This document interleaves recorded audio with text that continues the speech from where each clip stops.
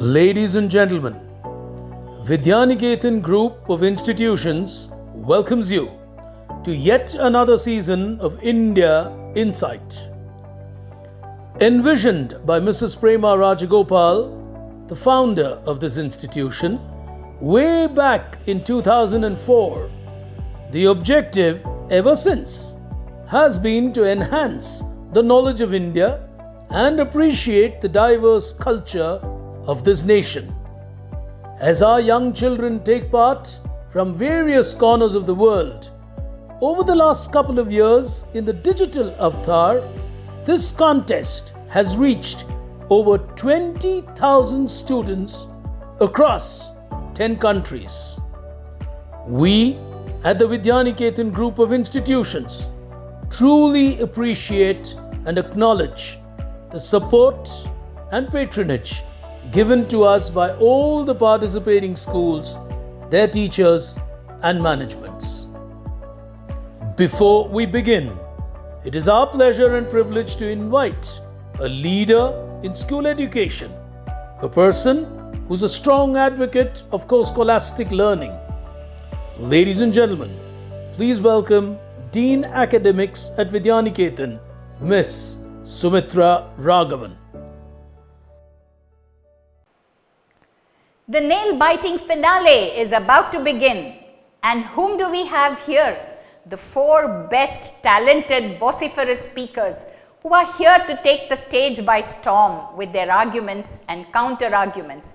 These four have reached the stage by sheer grit and determination.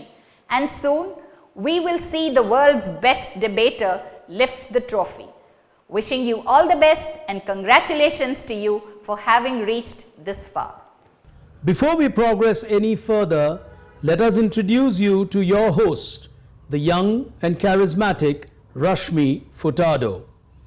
An alumnus of the prestigious NITK Surathkal, she went on to become the only professional woman quiz host across Asia that she presently is.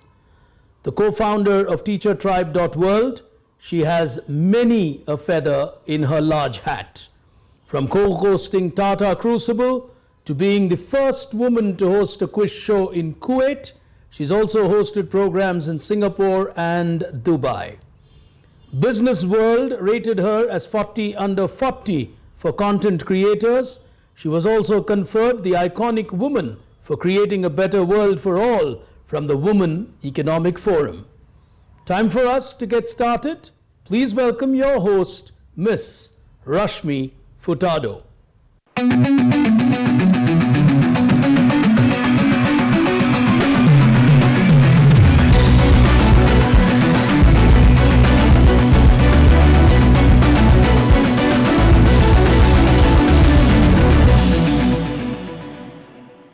Hello and a warm welcome to each and every one of you to the national finale of India Insight Debate Young India Speaks, brought to you by Vidyaniketan Group of Institutions. India Insight initially started in 2004 as a quiz, and this year we have extended India Insight into a drawing and a debate contest. What a significant year for the extension to happen, as we Indians are celebrating 75 years of our independence this year. Educational institutions have always had the ability to influence our young children in a positive manner.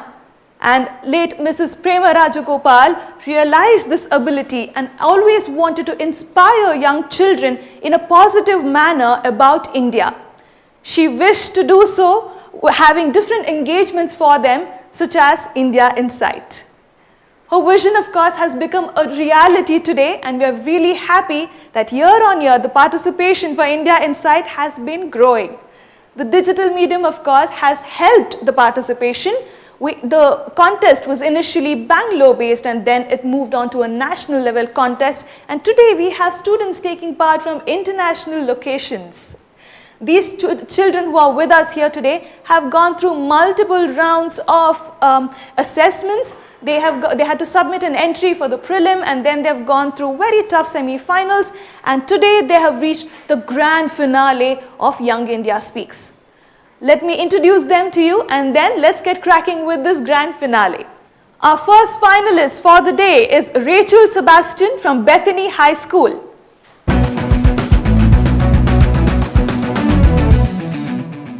Rachel is from Bangalore and she is from grade 10. Our second finalist for the day is Sanjana Bhatt from Padma Seshadri Bal Bhavan, Chennai.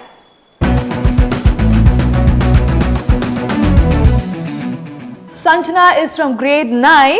Following Sanjana is Shrisha Nallur from National Hillview Public School, Bengaluru. Shrisha is from grade 11. And our final contestant completing our lineup here today is Nirmit Chaurasya from Sunbeam School, Varanasi. Nirmit is from grade 10. So these are our finalists here today. If you haven't seen them perform before, just go back and watch all the semi-finals. Let me tell you, they have performed in a very outstanding manner, and that's the reason they have reached this grand finale here today. Of course, for any high caliber students taking part in a contest, we need a stellar jury. And we have our two jury members here today. Our first jury member is Mr. Ashish Kumar, who's joining us all the way from Jamshedpur. And our second jury member is Mr. Mahadevan Venkatakrishnan, who's joining us from Mumbai. I'll of course give a detailed introduction of both of them a little later in the grand finale. For now, let's get into the first round of our grand finale here today, Point of View. Here we go.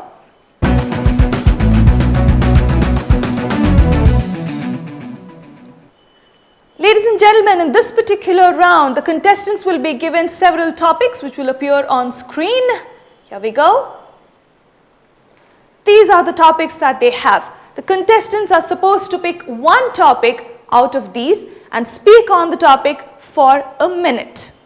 The contestants have to stick to the time limit that has been given to them. No amount of grace time will be given to any of our finalists here today. Alright? So guys, you have 1 minute of time. Remember that. I would request all our finalists to not repeat any topic and pick unique topics for yourselves. We have provided you with 6 topics. So at any point in time, even the last contestant who has to pick will have choices between 3 topics. Alright? Okay, let's start with Nirmit. Nirmit, you have a minute's time. First, let me know what topic you want to speak on. Ma'am, I would like to speak on electric vehicles should be made compulsory. All right. Electric vehicles need to be made compulsory. Okay. Nirmit, you have a minute's time starting now. Greetings, ladies and gentlemen. Today we know the biggest issue in our world is pollution, and to be more specific, air pollution. And one of the major causes of air pollution is the harmful gases like carbon monoxide or carbon dioxide emitted by the cars or the vehicles which are running by fuels. But why the vehicles are still running by fuels when we have developed the technology of electrical vehicles? I agree that the electrical vehicles are a bit costly, but they would be surely made affordable by the governments of the world in the future regarding the sustainable development that it supports throughout the world. Electrical vehicles should be made compulsory in the world if we want to save our future, if we want to do the sustainable development. That's all I had to say. Thank you. Thank you, Nirmit. All right, wonderful points of view by Nirmit there. Moving on to our second contestant for this round, Shrisha, what topic would you want to pick? Right. I would go with media is not as reliable as it was in the past. Media is not as reliable as it was in the past. Well, we would like to hear your point of view on that. Shrisha, your minute's time starting now. Right. So I believe that media is now not as reliable as it was in the past. A major part of it being that a lot of new social media apps and messaging apps that have arisen now, and they allow people to spread any kind of news, right? And a lot of people tend to believe in rumors easily, so they start spreading fake messages, and this slowly starts seeping into the surroundings, and people come to start believing to be true. And the same way, even media now, there are a lot of news channels, and they want their channels to be projected as one of the best in the country. So they start picking up bits and pieces of news and alter it a bit to make it sound a bit more dramatic and give it a bit of a push so that more people try to watch it, and it's not exactly accurate, right? So the main point of media is for people of the country to get to know what's happening in their nation. But if the news has been altered to fit the to become almost entertainment rather than having like Your time's up, Shrisha. Your right. minute's time is up. All right, our third contestant here is Sanjana Bhatt from Padma Seshadri Bal Bhavan. Sanjana, what topic would you want to go ahead with? I'll be choosing the biggest pandemic in India, social media. The biggest pandemic in India is social media. Let's hear the point of view of a young schoolgirl on social media. Go ahead, Sanjana. A minute's time starting now. Some people, it is said, have read so much about the ills of smoking that they have given up reading. This is precisely what social media is doing today, luring millions of users. One of the fastest forms of viewed content online, YouTube has evolved from being just an ordinary site for videos to the point of contact for any information or how-to tutorials. Everyone rushes to upload videos for their 15 nanoseconds of fame. These people are dubbed as anti-stars, people who portray their mundane activities in the hope that the rest of the world will find it interesting and propel them to stardom. Even as one uploads their content, a recommended videos list surfaces. This may have nothing to do with your search and may be full of violence, crime, or explicit content which is unsuitable for viewing. Under growing pressure and in a bid to censor, social media has introduced the restricted mode in the hope that such content triggering violence, extremism, or inappropriate content for certain ages will be filtered. But in a system where more content is uploaded every minute, the artificial intelligence that algorithmically assesses and categorizes this content may err. In the field of advertising, media All right, is Sanjana, your minute's time is up. I'm sorry, your minute's time is up. Our final contestant for this round is Rachel Sebastian from Bethany High School. Rachel, which topic would you want to choose? India needs to host an Olympics to change its image in the world. All right, India needs to host an Olympics to change its image in the world. Let us hear your point of view on this one. Rachel, your minute's time starting now. India needs to host an Olympics to change its image in the world. What is our image in the world exactly? Most of the people view India as a country of snake charmers and astrologers and filled with jungles and slums. And therefore, we need to host an Olympics to show everyone in the world that India, which is the world's largest functioning democracy, has the potential to be a global superpower. And one of the biggest steps we can take is to host an Olympics by inviting athletes from all over the world. Thank you. All right, thank you, Rachel. Ladies and gentlemen, I did not mention this in the beginning of this round. Amazing points of view by all our finalists, but none of these topics were given to them beforehand. This is the first time that they have seen these topics, and look at what they can do when they can actually think on their feet. Let's move on to the next round of our grand finale here today. Coming up on your screen, heads or tails. Here we go.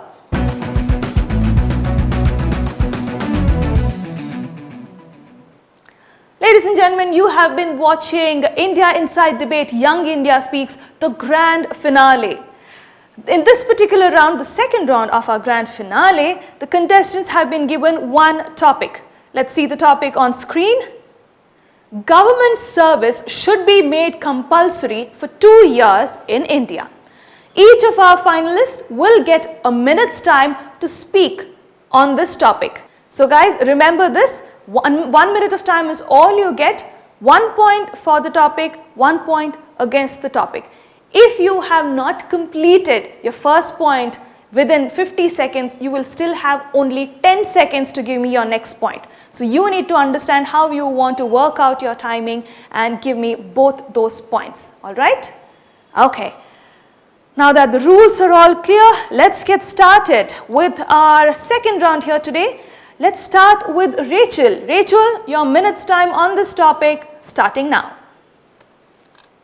Good morning, fellow debaters and respected judges. Mandatory government service is an admirable topic. There's already a version of this implemented for medical students. A 2 year mandatory government service will immensely benefit the nation and the people of underserved regions and sections of our country. For example, I have been blessed to be taught by some of the best teachers. But that has happened only because I go to a private school in a big city. Now imagine the wonders they could do to a student in a rural area, even if it is for a short period. On the contrary, mandatory requirement to serve the government might actually be a counterproductive exercise. If we think that there is apathy on part of the government officials today, think of what will happen if that government official was forced to sit there. This would only result in a disgruntled employee serving the country for 2 years. In conclusion, this proposal is a double edged sword. Thank you. Thank you, Rachel. She stuck to her timing. Our second finalist who's going to speak for and against this topic in a minute is Sanjana Bhatt. Sanjana, you have a minute's time starting now. Ben Franklin said, "Tell me and I will forget. Teach me and I will remember. Involve me and I will learn." Beautiful in its seeming simplicity, opening vistas in government services for community participation empowers the individual to identify and respond to community needs, and by becoming empathetic and reflective, sends him on a course to potentially continue this important work in the future. Through nuanced understanding, it encourages the building of bridges across class, caste, gender, and ideological divides, and instills an atmosphere of mutual respect. A kind of equal partnership and unified vision driven in all sectors by Yogakshemam Vahamyaham. But to dictate or threaten means endangering the coming of age of an entire generation. By pushing something upon people, you tend to push them further away, an idea that undermines one of the fundamental principles of a free society, that people own themselves. Mandatory government service is a frontal attack on that principle because it is a form of forced labor where the multitude is coerced to do jobs required by the government on pain of punishment if they disobey. Doesn't this undermine the inherent nature of the word service? All right, thank you, Sanjana. Our third finalist who's going to speak for and against this topic here today is Shrisha Nallur. Shrisha, your minute's time starting now. Yeah. So by government service here, I'll be referring to military service. So the military system of a government has multiple tasks that it has to fulfill apart from protecting the country, like volunteering for social work, providing medical aid and relief aid for refugees, and much more. So having mandatory government service allows the people to participate in jobs that would be of great assistance to the country, and in the unfortunate cases of wars or failed negotiations, the country would have a large number of trained soldiers as part of the population who would be able to provide their service to ensure the country's safety. On the other hand, doing mandatory government service should be applicable to all citizens of India, irrespective of gender, religion, caste, and physical conditions, in order to uphold the true spirit of equality. This, however, brings up the argument of the unethical act of forcing people who are physically incapable to provide a military service, and also those people who are the sole caretakers of people who are sick, elderly, and are completely dependent on them for even the most basic necessities for them to live their life. All right, Thank you. Shrisha, thank you so much. Our final contestant who will speak on this topic, Nirmit Chaurasiya from Sunbeam School, Varanasi. Nirmit, you have a minute's time starting now. Thank you, ma'am. Ladies and gentlemen, people nowadays are not willing to join armies, and despite having the world's largest youth population, due to the people are not willing to join the armies due to the luring jobs by big corporate companies with high yield salaries. We have vacancies not only in the defense sector but also in the health sector, IT sector, industrial sector, when a large youth population is still unemployed. Thus, this house believes that the government service should be made compulsory for 2 years in India. This would give a major boost to the economy of the country and reduce unemployment, which is one of the biggest problems of the country to a great extent, as many developed countries of the world have done. But every coin has two sides, and seeing this another way around, ladies and gentlemen, Is it right to force anyone to do particular job against their will? The Indian Constitution is the greatest document and a matter of pride for all of us. And fundamental right is the spirit of the Constitution. But subclause 1 of the Article 19, that is right to freedom of the Constitution of India, allows people to choose their profession within the restrictions imposed by the clause 6, and it also implies that they have the right to not choose a profession if they want. Ladies and gentlemen, would you want every citizen's Nirmit, your right time's up. violated Your time's up. disrespecting the Constitution? Nirmit, you have Yeah, to that's stop. what I Your could say. time's up.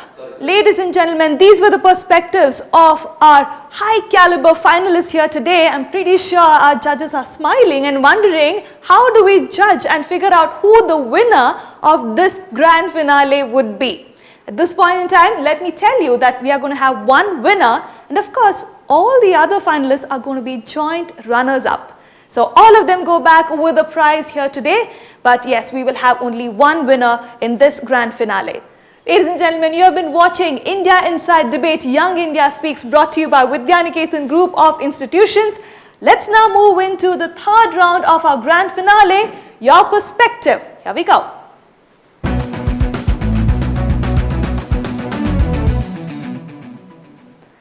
All right, the topic of this round appearing on your screen, here we go. We, the people of India, propose to have a non-political Prime Minister. Okay? Our contestants have a minute's time to speak on this topic. They will first individually speak on this topic for a minute, and then they get 6 minutes to discuss on this topic. Contestants, there is one caveat which is different from what happened all through your semi-finals. In this particular round, at the end of 6th minute, you have to tell us and you have to give us a recommendation on who that non-political Prime Minister can be or should be. Okay? So you have to arrive at a decision or a recommendation for the country. This is something we did not do for the rest of the semi-finals, but here we require you to arrive at a decision. But remember, you have 6 minutes of time. If required, I may still give you 30 seconds extra for the final recommendation, but your discussion has to be limited to 6 minutes, okay? And each of you get a minute's time before that to put forth your point of view on this topic. All right. Okay, ladies and gentlemen, I don't know about our contestants. I always keep telling all the contestants in all the events to enjoy what they are doing, but at this point in time, I myself am feeling a little jittery for our finalists. Let me not make them even more nervous than they already may be. Let's start with our first finalist here today. Rachel Sebastian from Bethany High School. Rachel, your minute's time on this topic, starting now. I'm for the topic that we propose to have a non-political Prime Minister, because when we have a non-political Prime Minister, we can judge, the citizens can judge the person based on his or her character rather than what his believes in. And which is important if we need to see someone governing our country, governing the world's largest functioning democracy, then I believe that we should judge the person by the character mainly and not by the policies of his or her political party. Thank you, Rachel. Up next is Sanjana Bhatt from Padma Seshadri Bal Bhavan. Sanjana, you have a minute's time to speak on this topic, starting now. Visualize a live debate with the audience clapping and the judges smiling in approval. Sheer bliss. Me, confined within 4 walls and talking to black boxes and clueless if it has evoked the desired response. Stark reality and miles away from any close encounter of an eloquent kind. Thank you. Now that the report by the Independent Panel for Pandemic Preparedness and Response is out, the WHO. When access to Wuhan was denied, instead of simply relaying China's claims as if it were factual, the WHO could have notified the world that an alarming situation was unfolding. In this case in India, in having a non-political PM, we will have accountability because when the scenario is due to the actions of one of the main political parties, there is no authority by which the PM himself can dictate terms. And so I am in support of the motion that we in India propose to have a non-political Prime Minister. Thank you, Sanjana. Up next is Shrisha Nallur from National Hillview Public School, Bangalore. Shrisha, you have a minute's time, starting now. I'm against the topic that we need to have a non political prime minister, mainly for the reason that having a political party put forth their agendas and motives allows the people to decide which party would be a better form, better body to govern the country rather than having someone who might have a good character but not have much to put forth to assess the country. So, having a non political prime minister would fail to uh, give us the necessary developmental changes that would be required for the country, because he or she would have to take the decision on their own rather than having a complete discussion with their party or with the opposition parties, because here having non-political prime minister would also entail that there is no other opposition party as well, apart from having a few other assembly people in the assembly, right? So it is important for us to have a political party in the lead rather than having someone non-political. Thank you. Thank you, Shrisha. Our final contestant who will conclude this minute's time of speech that our contestants have is Nirmit Chaurasya from Sunbeam School, Varanasi. Nirmit, your minute's time starting now. Thank you, ma'am. We, the people of India, propose to have a non-political PM. I would go in favor of this motion. Ladies and gentlemen, do we ever see, like, we rarely see a educated prime minister or an educated politician who is leading the country? Do we have an educated prime minister who is leading the country as educated as I am, as educated as you are? The answer is no. Also, we can see that due to having a political PM, there are always continuous rifts between the different political parties, between the state governments and between the central governments being ruled by the different political parties. For example, one major example could be the Republic Day parade, where there was a skirmish between the central government and the state government regarding the tab law being displaced, and then the Tesla issue, which I had mentioned in my previous speech also. So these rifts between the central government and the state government is harming the unity of the country. The people are being disintegrated due to this. When our leaders themselves are disintegrated among themselves, politics have now been transformed into dirty politics, and that all of us know very well.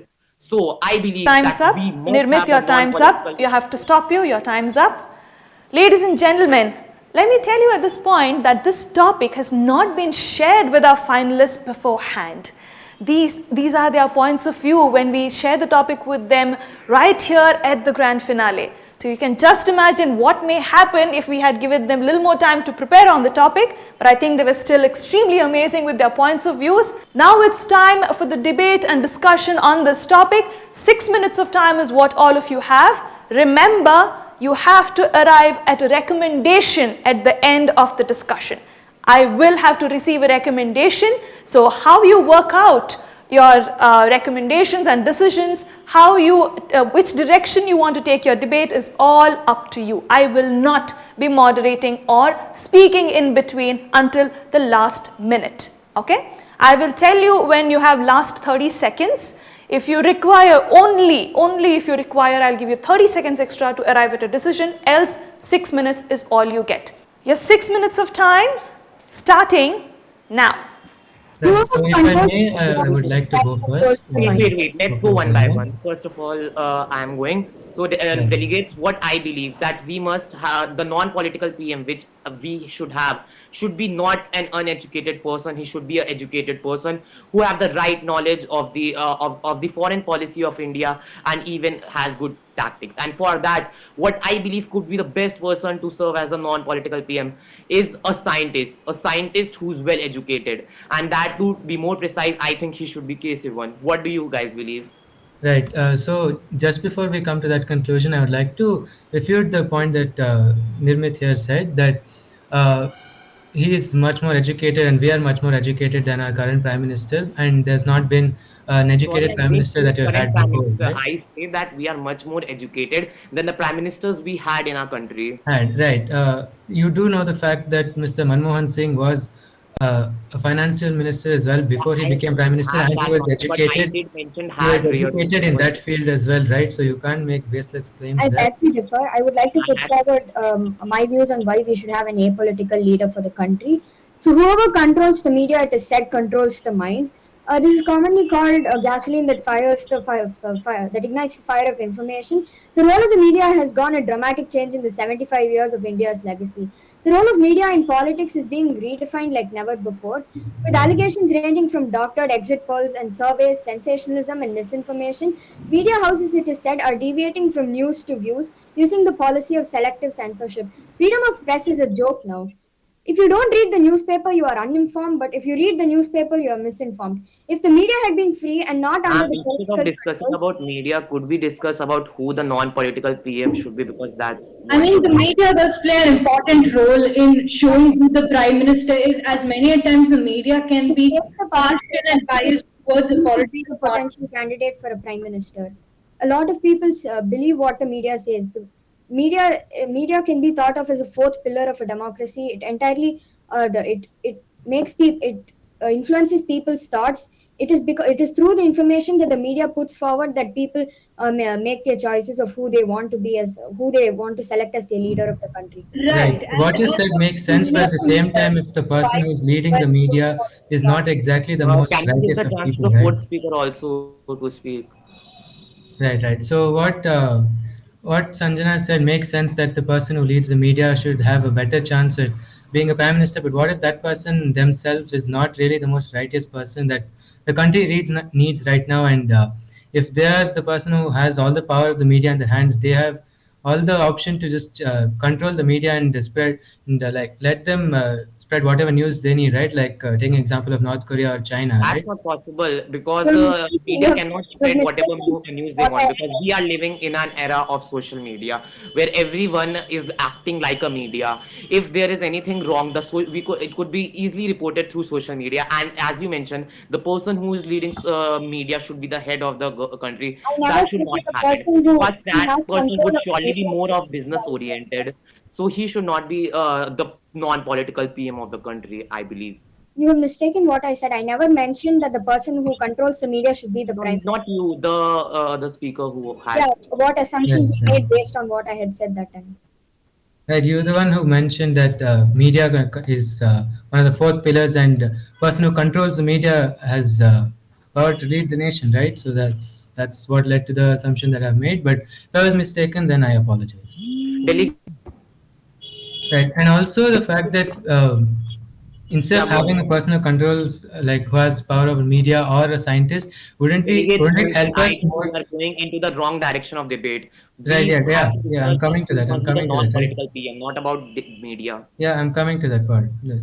Please have some patience. Right. So I would believe a person who is more educated in politics and law would have a much better would be much better at leading the nation than a scientist, right? Because a scientist has his bias towards developing the country's technology and industrial growth, but if he But doesn't have that's the the knowledge to most if he doesn't have the important required agenda knowledge for to us. lead a nation, then a person who can't lead the kingdom cannot hope for it to grow, right? But that's the most important agenda for us, delegate. We have to focus on the industrial and scientific development, because that's the field where we are lacking behind. And if we achieve development in that, so many issues of our country can be resolved. One of that them being the unemployment. Right. There's no, we don't have, it's not that we don't have that many scientists or that much scientific growth or knowledge. It's from even in our history books, we've had a lot of scientists who've And discovered new that's things the in thing. maths We and are science. having But the scientists, fact that we but didn't those have a scientists. person to get their growth forward and make it known to the people was the fact that we've lost out on so much, right?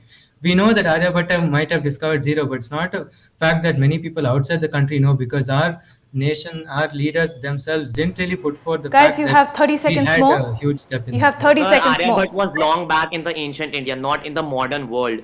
And you said that India do have many scientists, but those scientists are not in the. But those scientists are not working in India, because because our country is providing very less opportunities. There could be much more brainy and greedy minds in the country who could develop much more than we even could think of. All Would you right. rather have a In my science? opinion, I Finalists, believe you have run out of 6 minutes in its entirety. Okay, you've run out of your entire time that is there for the debate. I'll give you 30 seconds. Okay? I need one answer. I need one answer, one recommendation. 30 seconds is all you get. Your time starting now. In my opinion, the think that future non-political prime minister of the country should be someone who upholds a view of self-sustenance and it operates as the driving philosophy. It should but be who one who that is the someone should be, concept of ma'am? We are talking about that socialism, someone. We need a aspiring for name. a One class at a time, please. One at a time. society that has become the lighthouse for policymakers around the globe. It should be someone who never sees any one religion as inimical to the pursuit of his own religion. In short, it is a person who will show charity to all and malice towards none. So why can't it be one of us, in fact, the future youth of this country? Right, But makes we are sense, but that would be much of a really utopian prime minister, which You is have not run out exactly of the easy to 30 come seconds. across. My recommendation for the non-political prime minister is Narayana Murthy, who's the ex-chairman of Infosys, because he's a person who has experience in building an IT empire from scratch in India and then later on propelling it to global heights. All right, your time's But up. then I'm pretty Your sure time's he'll be able up. to do Group the same for the country finalists, as you well. have to stop speaking. Your time's up. The only reason I allowed Rachel to speak is because she could not put forth her point during the entire debate. Your time's up. Okay? All right, ladies and gentlemen, well, debate was like any other debate that we have seen so far. They were not able to arrive at a conclusion, but all of them have put forth their own views with scientists and people from probably from media or from industry going through to be a non-political prime minister of our country. Ladies and gentlemen, you have been watching the India Inside debate. Young India Speaks, brought to you by Vidyaniketan Group of Institutions. Now it's time to go into the last round, which is the jury round. Here we go.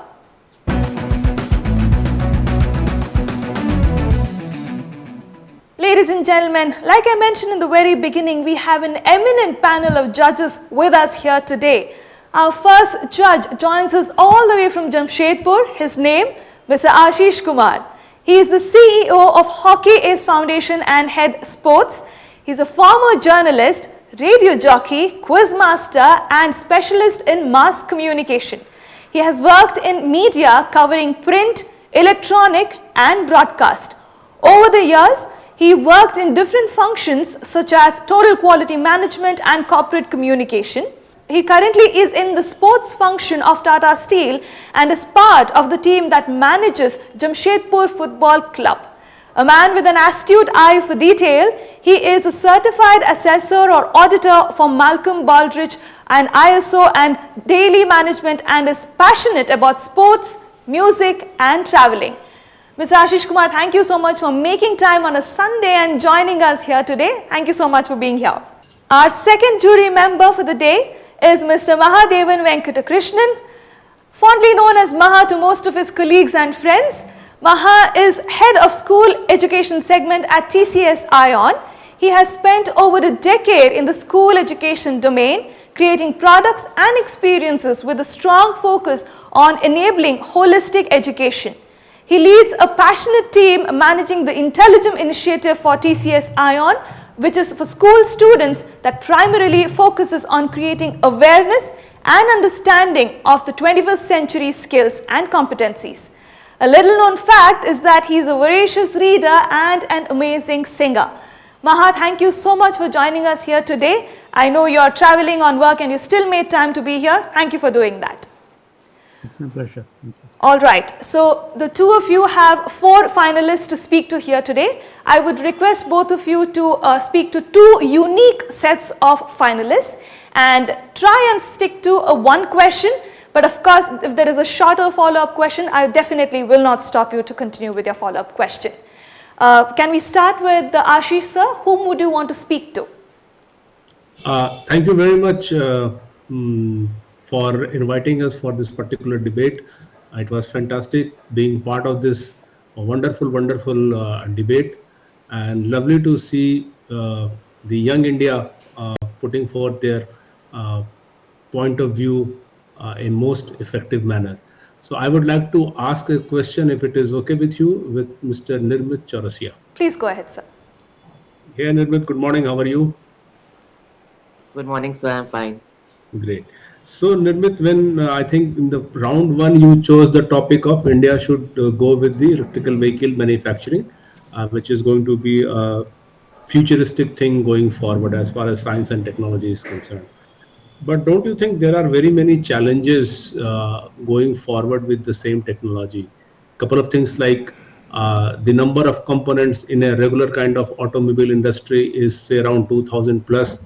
So that gives lots of opportunity for MSME and small time manufacturers. Lots of people are getting their employment there.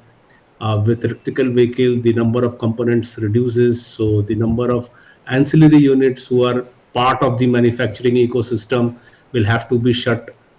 Then the lithium and other things which is required for the electrical battery is not easily available in most of the country, and definitely not in India.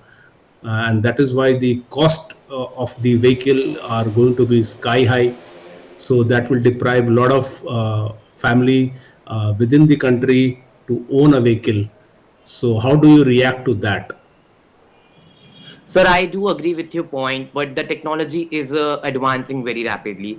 You mentioned about lithium batteries, which are and lithium that is like rarely available in many countries, and to that, many countries like a few scientists have come up with the alternate solution for the electric vehicles. That is the hydrofuel. The hydrofuel would enable a electric vehicle which will even produce oxygen from its motors when it would be ran. And coming to the unemployment, even if we do not launch electrical vehicles in the future, unemployment in large numbers is inevitable in future if the governments of the country do not do anything, because artificial intelligence will be taking over all the sectors in the future. And besides that, why I choose the electrical vehicle was that it would be like affordable to the people of the world in future, as the test it would be surely accessible and affordable to the people in future, and it would be a great step towards sustainable development and making a place to live, making earth a better place to live tomorrow. So that's why I had gone with electrical vehicles. Thank you. Thank you, Ashish sir. Maha, whom would you want to speak with? Let me take Shri Shah Nallur. Please go ahead. Yes, sir. Yeah. Trisha, you spoke very well. Specifically, the way you took up an example when you explained government service to be made compulsory, and you took a very specific example of, say, military, and then explained the entire thing. If you were to do the same with media, given what you took up that topic of media, right? But how would your views change if we say that instead of just saying media is not as reliable as in the past, right? If we just say, given independent of technology, independent of the way news is consumed, independent of the way news is generated or shared, right? Which was very different 20, 30, 50 years back. So would your views change? Not really, because whether you have a lot of viewers or not, the main focus of the media should be to put forth they should try their best to put forth the most accurate knowledge that they have that they have received, right?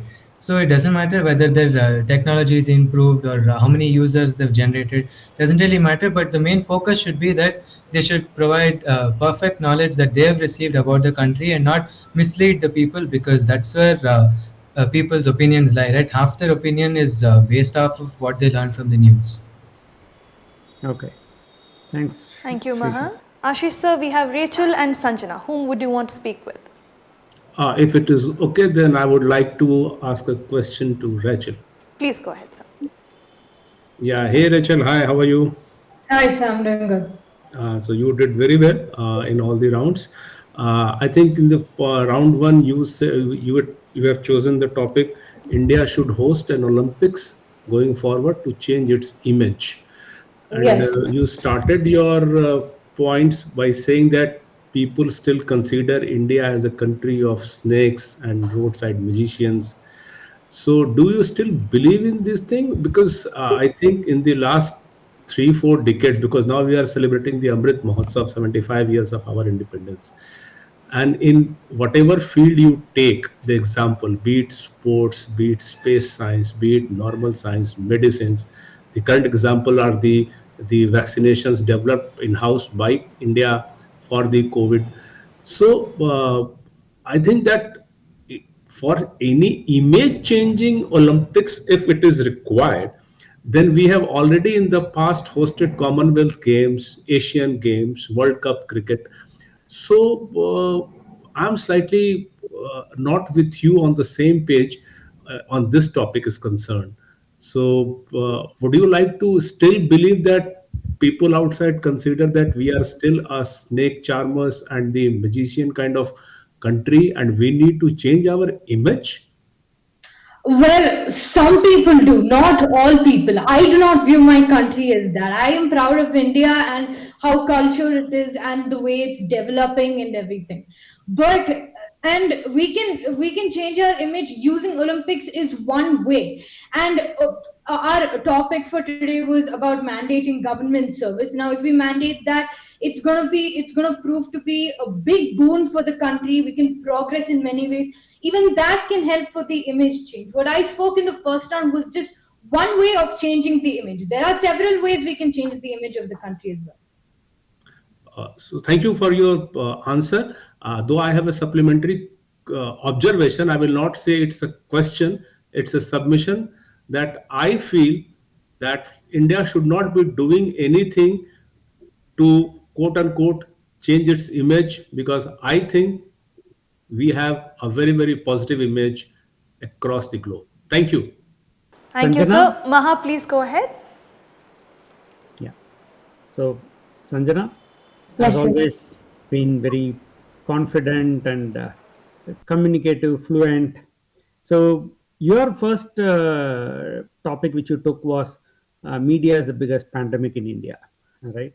And then when it came to the very last question related to would you pick up a non-political, you said that someone who drives media or someone who has a very large influence on media should have some kind of a role, if I were to understand. Now, if you were to make a different point by saying, because on both sides it is a contradictory, right? On one side it's a media as a pandemic. Assume that someone comes and tells you that media played the biggest role in curtailing the pandemic. Would you agree? Sure. Well, first of all, when I said that, I never mentioned that a person who controls the media should be elected as the prime minister. I was trying to point out how political parties they tend to fund large media houses to get and tend to make them report in a biased manner to promote their agendas. So that was what I was trying to point out through what I had said. And then, so could you repeat the other question? Yeah. So if the question was the first topic, instead of media being the biggest pandemic, as the topic was framed, if we change it, saying media was hugely responsible in curtailing the current pandemic, the virus, right? Would you agree? Yes, sir. I would not. I agree with what you have said, but it also has another side. Like the media, a lot of times they spread misinformation and they keep exaggerating things when it is not, when it's not that true. And Sure. Okay. So thanks, Sanjana. So thank you, everyone. I think Rachel and Nirmit, you also did fantastically well. So we'll see who the winner is and who are all the finalists.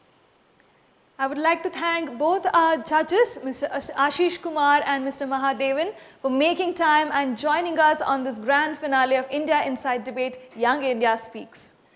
Ladies and gentlemen, you have been watching the grand finale of India Inside Debate, Young India Speaks, brought to you by Vidyaniketan Group of Institutions. If you haven't watched the journey of our finalists to reach this grand finale, go back and watch all the 4 semi-finals. They have done wonderfully in all of them to make it to this grand finale. Ladies and gentlemen, with me now I hold the results of this grand finale. Let me quickly tell you who the winner of the India Inside Debate Young India Speaks is, the first edition of this debate contest. The winner of this debate contest, the very first edition, is Shrisha Nallur from National Hillview Public School, Bengaluru. Congratulations to you, Shrisha. You were very good all through the grand finale here today. Of course, we have Rachel Sebastian from Bethany High School, Sanjana Bhatt from Padma Seshadri Bal Bhavan, and Nirmit Chaurasiya from Sunbeam School, Varanasi, who are all joint runners-up. So all of them go back with a prize here today, and no one goes back empty-handed.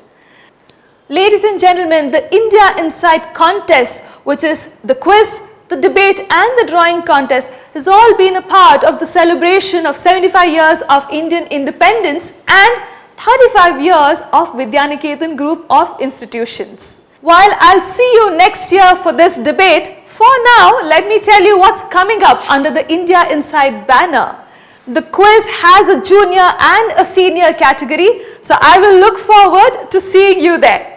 Till then, from me, Rashmi Furtado, on behalf of Vidyaniketan Group of Institutions, take care, see you soon.